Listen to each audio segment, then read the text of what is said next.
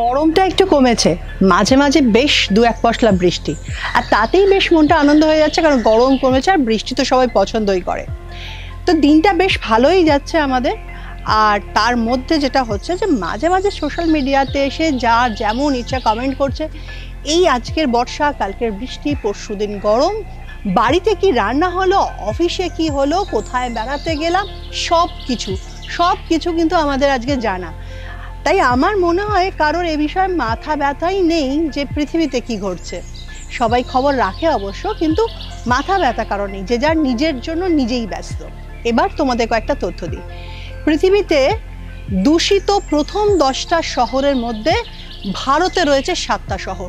আরও একটা জিনিস জেনে নাও, সেটা হচ্ছে যে পৃথিবীতে প্রথম 10টা দূষিত দেশের মধ্যে ভারত কিন্তু রয়েছে 7 নম্বরে। তার মানে বুঝতে পারছো যে আমরা কোন জায়গায় রয়েছি। আমাদের ভারত হলো এমন একটি দেশ যে ভবিষ্যতে গ্লোবাল ওয়ার্মিংয়ের সব থেকে খারাপ দেশগুলোর মধ্যে একটি দেশ। আমরা তো হারে হারে বুঝতে পারছি এখানে কত গরমে আমরা এই গরমকালটা কাটিয়েছি বা এখনও কাটাচ্ছি। বৃষ্টি সেটাও অনেক বেশি, গরম সেটাও অনেক বেশি। আবার ঝড় দেখো, নানা রকম ঝড়, প্রতি বছর নিত্য নতুন নাম নিয়ে একাধিক ঝড় কিন্তু আমাদের অ্যাটাক করছে। আর এই সবই কিন্তু জানান দিচ্ছে পরিবেশ যে সে ভালো নেই। সময় যত এগোবে এই রকম সমস্যা কিন্তু আরও বাড়তে থাকবে, আর সেই সব সমস্যাগুলো আমাদেরকেই ভুগতে হবে। তোমাদের মধ্যে অনেকেই হয়তো প্রস্তুত হয়ে গেছো, আজকে গাছ একটা পুঁততেই হবে। অনেকে গাছ কিনে এনেছো, অনেকে গাছ কোথা থেকে তুলে এনেছো। বিভিন্ন ক্লাব, বিভিন্ন অর্গানাইজেশন, বিভিন্ন জায়গাতে আজকে গাছ পুঁততে হবে। পাড়ায় যারা একটু গণ্যমান্য ব্যক্তি, যারা মন্ত্রী, যারা আমলা, বিভিন্ন দিকের বিভিন্ন স্কুলের হলে স্কুলের হেডমিস্ট্রেস, হেডমাস্টার, বা পাড়ার হয়তো গণ্যমান্য ব্যক্তি হতে পারে, ক্লাবের প্রেসিডেন্ট হতে পারে, সবাই মিলে কিন্তু আজকে গাছ বসানোর একটা প্রতিযোগিতাই বলা যেতে পারে। যে যার মতো করে গাছ বসাবে, অনেক লোক হাততালি দেবে, গাছ বসাবে, তাকে জল দেবে। এই চিত্রটাই কিন্তু আমরা এতদিন দেখে এসেছি। কিন্তু তার পরের অধ্যায় যেটা, সেটা কিন্তু আমরা কেউ পালন করি না। কারণ গাছ বসাই, জল দিই, সেদিন কার জন্য? পরের দিন বা তার পরে কখনো কিন্তু সেই গাছটা খবর নিই না। গাছটা বেঁচে আছে তো, জল পাচ্ছে তো, কোনো ছাগল বা গরু খেয়ে চলে যায়নি তো, বা ঝড় বা অন্য কিছুতে গাছটা নুয়ে পড়েছে, কোনোটাই কিন্তু আমরা খবর নিই না। যার ফলে গাছটা হয়তো দেখা যায় যে বাঁচলই না। আমরা কিন্তু আবার নতুন গাছ বসাবো বলে আর একটা গাছকে মেরেই ফেললাম। তাই আমার মনে হয় যে যদি তোমরা কেউ গাছ বসাও, তাহলে কিন্তু অবশ্যই তার খবর নিও গাছটা বেঁচে আছে কিনা। নাহলে প্রতি বছর এই দিনটাকে আমরা সারা পৃথিবীতে গাছ ছড়িয়ে দেবার নাম করে, গাছ বাঁচানোর নাম করে অনেক হাজার হাজার গাছ কিন্তু মেরে ফেলি। একবার নিজেরা ভেবে দেখো যে যারা যারা আগের বছর বা তার আগের বছর গাছ বসিয়েছো, একবারও খবর নিয়েছো কিনা। প্রত্যেকটা মানুষেরই না একটা স্বপ্ন থাকে, ছোটবেলা থেকে সেই স্বপ্নটা দেখে। আমারও কিন্তু একটা স্বপ্ন ছিল, সেই স্বপ্নটা হচ্ছে এক টুকরো জঙ্গল হবে আমার। আর সেই স্বপ্নটা কিন্তু আমি পূরণ করেছি বারুইপুরে এক টুকরো জমিকে আমি জঙ্গলে পরিণত করে। তোমাদের মধ্যে অনেকেই হয়তো দেখেছো সেই বারুইপুরের গাছটা কোনো নিয়ম মেপে কিন্তু বসাইনি। সেই সব গাছগুলো যখন ছোট্ট এইটুকু ছিল, সেই সময় হাতে করে নিয়ে এসে বিভিন্ন জায়গা থেকে কালেক্ট করে নিয়ে এসে সেটা নানা ধরনের ফলের গাছ, নানা ধরনের ফুলের গাছ, সব গাছে ভরিয়ে দিয়েছিলাম আমার ওই এক টুকরো জমি। এখন সেই সব গাছগুলো অনেক অনেক বড় হয়েছে, গাছে ফল ভর্তি হয়েছে, প্রচুর পাখি এসছে, একটা অন্যরকম পরিবেশ সৃষ্টি হয়েছে, যেটা দেখে মনে হবে যে এক টুকরো জঙ্গল। আজকে সেই জঙ্গলে একটা নতুন নামকরণও হয়েছে, কেয়া পাতার নৌকা। তোমাদের মধ্যে অনেকেই হয়তো সেটা জানো, অনেকে হয়তো সেখানে বেড়াতেও গেছো। এই প্রসঙ্গেই একটা কথা মনে পড়ে গেল, যখন প্রথম আমরা ওই এক টুকরো জমি কিনেছিলাম, তখন একটা ছোট্ট ঘর বানানো হয়েছিল। আর সেই ঘরটা করার সময় দেখলাম যেখানটা ঘরটা হবে সেই জায়গাটাতে একটা গাছ রয়েছে। গাছটা কি সেটা জানতাম না, কিন্তু বললো এটা একটা ভালো ফলের গাছ। আমার কিন্তু কাটতে মন চাইলো না। ঘরের শেপটাই বদলে দিলাম, অদ্ভুত একটা শেপ, দয়ের মতো একটা শেপ তৈরি হলো। সেটা অ্যাডজাস্ট করে নিলাম, ঠিক আছে। আজও পর্যন্ত আমাকে শুনতে হয় যে ঘরটা নাকি আমার জন্যই ওই দয়ের মতো শেপ হয়ে গেছে। কিন্তু মজা কোথায় বলো তো, সেই গাছটা ছিল কিন্তু কাজু গাছ। সেই কাজু গাছটা এখন বড় হয়ে অফুরন্ত কাজু হয়। এইভাবে কিন্তু আমরা নতুন করে গাছ বসানোর থেকে গাছকে বাঁচাতেও পারি।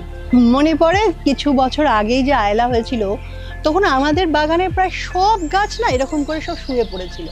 পরের দিন যখন গেছিলাম খুব মন খারাপ হয়ে গেছিল, সব গাছ তো শুয়ে পড়েছে, কোনো গাছই আর দাঁড়িয়ে নেই। কিন্তু আমি একটাও গাছ কাটিনি, সব গাছ ধরে ধরে সব গাছ লোকজন ডেকে তুলে সেটাকে আবার বাঁশ দিয়ে সেটাকে পরিষেবা করে তাদের দাঁড় করিয়েছি। তার মধ্যে সব গাছই প্রায় বেঁচে গেছে। বেশ কিছু গাছ অবশ্য আমরা তুলতে পারিনি, কিন্তু যেগুলো তুলতে পারিনি তারা আজও পর্যন্ত শুয়ে রয়েছে কিন্তু বেঁচে আছে। আর এটাই তো আমার কেয়া পাতার নৌকার বৈশিষ্ট্য, যে কোনো গাছকেই আমি কাটিনি। যে গাছ শুয়ে রয়েছে সে শুয়ে রয়েছে, দাঁড়িয়ে রয়েছে সে দাঁড়িয়ে রয়েছে, এইভাবেই সেই জঙ্গলটা ভরে রয়েছে। এরপর যখন তোমরা কেয়া পাতার নৌকায় যাবে তখন একটু লক্ষ্য করে দেখো, অন্যান্য বাগান যেভাবে সাজানো থাকে কেয়া পাতার নৌকা কিন্তু সেভাবে নয়, একদম ন্যাচারালভাবে। এই তো কদিন আগেই যখন আমরা নতুন আর একটা সুইমিং পুল করার জন্য মাটি খুঁড়তে শুরু করলাম, দেখলাম না আমাদের একটা বড় সুইমিং পুল করার মতো সত্যি কোনো জায়গা নেই। কারণ আমি সব জায়গা যেমন তেমনভাবে গাছ লাগিয়েছি, আর সেই গাছগুলো এখন বিশাল বড় বড়, কোনোটাকেই কাটা যাবে না। মত পরিবর্তন করলাম, সুইমিং পুল তো করব কিন্তু গাছ কাটবো না। তাই গাছের শেপে তৈরি হলো সুইমিং পুল। ব্যাকা টেরা যেভাবে যেভাবে গাছ গেছে, সুইমিং পুলের সেই ধারটাও সেভাবে গেছে। কিন্তু বাদ সাধলো যেটা, যে সুইমিং পুলের মাঝখানেও কয়েকটা গাছ এসে গেল। এবার কি করা যায়?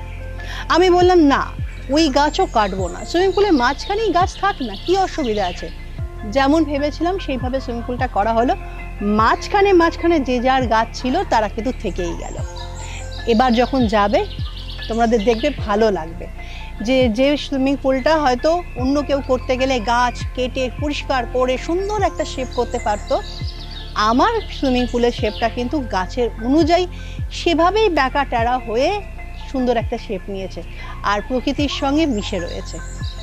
এবার আসি পাইকপাড়ার কথা, যেখান থেকে আমি এই ভিডিওটা করছি। এই বাড়িতে বাড়ির মধ্যে মধ্যে রয়েছে একাধিক আম গাছ, কাঁঠাল গাছ, নিম গাছ, বিভিন্ন ধরনের ফুল গাছ, সবই বাড়ির মধ্যে থেকে রয়েছে। বাড়ি বানানোর জন্য, ফ্যাক্টরি বানানোর জন্য কিন্তু আমরা একটা গাছকেও কাটিনি।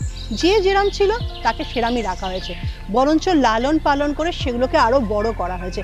আজকে আমি যেখানে দাঁড়িয়ে, এটা একটা 3 তলা বাড়ির ওপরে দাঁড়িয়ে রয়েছি, কিন্তু দেখো এইখানেও কিন্তু পিছন দিকে বড় একটা আম গাছ রয়েছে। আমার পিছন দিকে বা সামনের দিকে দেখতে পাচ্ছ যে একটা বড় নিম গাছ রয়েছে। আর নিম গাছটা কিরম যেভাবে বেড়েছে, একবার বাড়ির মধ্যে ঢুকেছে, আবার সে জানলা দিয়ে বেরিয়েছে, আবার সে ছাদ দিয়ে এসছে, তাকে যেমন সে চেয়েছে সে তেমনভাবেই রয়ে গেছে। আর এই আম গাছের কথা তো বলারই নয়, এই আম গাছটা রাখতে পেরে আমরা আরও বেশি ধন্য হয়েছি, কারণ আমার বাড়ির চিত্রটাই তো চেঞ্জ হয়ে গেছে, আরও অনেক বেশি সুন্দর হয়ে গেছে। মনে হচ্ছে পুরো প্রকৃতি আমার বাড়ির মধ্যে চলে এসছে। এই যে আমাদের বাড়ির ভেতর থেকে যে গাছ, সেই গাছও কিন্তু খুব সুন্দর হয়ে উঠেছে। দেখো আমি 3 তলায় দাঁড়িয়ে থাকলে আরও 2 তলা 3 তলা পর্যন্ত গাছটা উঠেছে, উঠে এত বেশি ফল, এত বেশি ফলন হয় যেন মনে হবে আমের থোকাগুলো একটা লিচুর থোকা। এটাই তো আনন্দ, এটাই তো চেয়েছিলাম। এই গাছকে ঘিরে কত পাখি আসে জানো, সকাল থেকে সন্ধে পর্যন্ত যদি দেখো 1000 একটা পাখি এখানে আসে, গাছে গাছে বাসা করেছে নানা ধরনের পাখি। এখানে কাঠবিড়ালি আসে, নেউল আসে, নানা রকম ফড়িং, নানা রকম জিনিস আছে, আর সেটা সম্পূর্ণ ঘরে বসে জানলা খুলেই সেটা দেখতে পাই। এই যে তোমাদের সঙ্গে কথা বলছি, টপ টপ করে এক একটা আম পড়ছে, আওয়াজ পাচ্ছ কিনা জানি না, কিন্তু আমেতে জায়গাটা ভরে যাচ্ছে, এটাও তো একটা আনন্দ। শুধু আম কেন, আমার বাড়ির ভেতরে ভেতরে কাঁঠাল গাছ আছে। একবার দেখো কাঁঠাল গাছটা আমার ফ্যাক্টরির ভেতর দিয়ে কেমন গেছে। হঠাৎ করে একটা কাঁঠাল গাছ উপরে উঠে যেতে বাইরে থেকে দেখে মনে হবে যেন বাড়ি থেকে একটা ডাল বেরিয়ে আসে, এক গাদা কাঁঠাল। আরও আরও আম গাছ, নিম গাছ, কত কি রয়েছে। আর নিম গাছটা খেয়াল করেছো কিরমভাবে বাড়িতে ঢুকেছে, বেরিয়েছে, আবার ছাদে এসছে, ভারী মজা লাগে দেখতে। অন্য যারা আসে তাদেরও মজা লাগে। আর তোমাদের এতগুলো কথা জানাচ্ছি কেন জানো, আমি এটাই বলতে চাইছি, নতুন করে গাছ বসাবে বসাও, কিন্তু পুরনো গাছ, যেটা বড় হয়ে যাওয়া গাছ, সেটাকে কেটো না, সেটাকে ঠিকঠাক রেখেও কিন্তু আমরা আমাদের বাড়ি, ঘর, দোর, কারখানা সব করতে পারি। তাতে নিজেদের যেমন সৌন্দর্য বৃদ্ধি হবে বাড়িঘর ধরে, আর সেই গাছটাও সৌন্দর্য বৃদ্ধি হবে। আর সে কিন্তু কখনো বিট্রে করবে না, সে দেবে অনেক ফল ফুল, আর তার সঙ্গে দেবে অনেক আনন্দ, তাছাড়াও দেবে এক রাশ অক্সিজেন, যেটাতে আমরা আরো অনেক দিন সুস্থ থাকবো, ভালো থাকবো। আমাদের বুঝতে হবে গাছকে বাঁচিয়ে রাখতে পারলেই আমরা এবং আমাদের ভবিষ্যৎ প্রজন্ম বেঁচে থাকবে।